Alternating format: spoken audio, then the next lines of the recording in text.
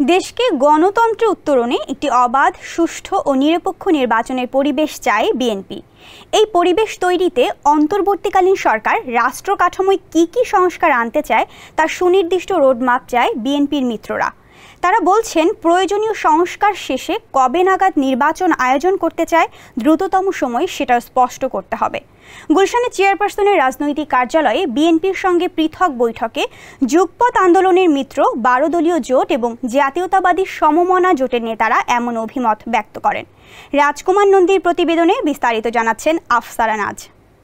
বিএনপির মতো তাদের মিত্ররাও মনে করেন, জোর জবরদস্তি করে রাষ্ট্রীয় ক্ষমতায় থাকতে গিয়ে বিগত আওয়ামী লীগ সরকার নির্বাচন কমিশন, বিচার বিভাগ, দুর্নীতি দমন কমিশন সহ গণতান্ত্রিক সাংবিধানিক প্রতিষ্ঠানগুলোকে ধ্বংস করে গেছে। দেশের যে কোনো প্রান্ত থেকে অনলাইনে নিজেকে দক্ষ করুন ক্রিয়েটিভ আইটি ইনস্টিটিউটের সাথে। এই অবস্থায় এসব প্রতিষ্ঠানের প্রয়োজনীয় সংস্কার ছাড়া জনগণের আকাঙ্ক্ষিত অবাধ, সুষ্ঠু ও নিরপেক্ষ নির্বাচন অনুষ্ঠান সম্ভব নয়। এজন্য অন্তর্বর্তী সরকারকে যৌক্তিক সময় দিতে চান তারা, তবে এটি অনির্দিষ্টকালের জন্য নয়। 12 দলীয় জোট ও জাতীয়তাবাদী সমমনা জোটের প্রত্যাশা, অন্তর্বর্তী সরকার নির্বাচন কমিশন সহ গণতান্ত্রিক প্রতিষ্ঠানগুলোর প্রয়োজনীয় সংস্কার শেষে দ্রুততম সময়ে একটি অবাধ ও সুষ্ঠু নির্বাচনের মধ্য দিয়ে নির্বাচিত সরকারের কাছে ক্ষমতা হস্তান্তর করবে। দুই জোটের নেতারা মনে করেন, রাষ্ট্র কাঠামোর সংস্কার একটি চলমান প্রক্রিয়া। নির্বাচিত পার্লামেন্টের মাধ্যমে রাষ্ট্র সংস্কারের বিকল্প নেই। অন্তর্বর্তী সরকারের শুরু করা রাষ্ট্র সংস্কারের কাজ নির্বাচিত পরবর্তী সরকার এগিয়ে নেবে, কেননা যুগপৎ আন্দোলনের ভিত্তি ছিল 31 দফা রূপরেখা, যেখানে রাষ্ট্রের প্রয়োজনীয় সংস্কারের অঙ্গীকার রয়েছে। রাষ্ট্রের গণতান্ত্রিক রূপান্তরের লক্ষ্যে গত বছরের জুলাইয়ে বিএনপি সহ মিত্ররা এই রূপরেখা ঘোষণাও করেছিল।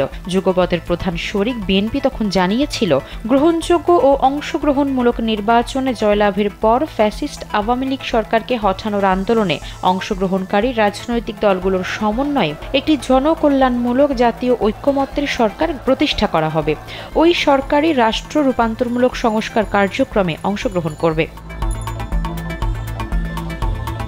বৈঠক শেষে বিএনপি স্থায়ী কমিটির সদস্য নজরুল ইসলাম খান বলেন, বিগত আওয়ামী লীগ সরকার দেশে ইচ্ছাকৃতভাবে আইন শৃঙ্খলা পরিস্থিতির অবনতি ঘটিয়েছে, বিচার ব্যবস্থাকে ধ্বংস করেছে, নির্বাচন কমিশনকে দলীয়করণ করেছে।